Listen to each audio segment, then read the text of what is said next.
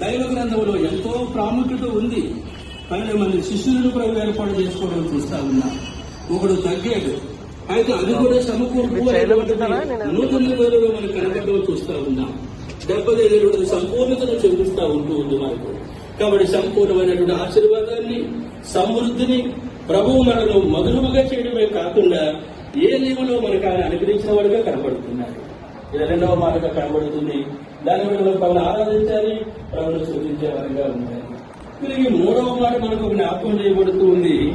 ఏ నియమం నుంచి మన ప్రత్యక్షత ఎక్కడికి మనకు జ్ఞాపకం చేయబడుతుంది అని మనం చూస్తాము అంటే ఆదికాండము 35వ అధ్యాయంలో మనం గమనిస్తా వస్తే 27వ వచనం, దైవ సేవకులుగా బాధ్యులైన సహోదరులుగా వచనాన్ని చూడండి. అందరి చదవండి ఒకసారి, కూడా చెబుతాను మీతో కలిసి. ఆదికాండం 35వ అధ్యాయం 27వ వచనం. అబ్రహామును ఇస్సాకును పరదేశులై ఉండిన మమ్రేలో కిర్యతర్బాకు తన తండ్రిని ఇస్సాకు నొద్దకు యాకోబు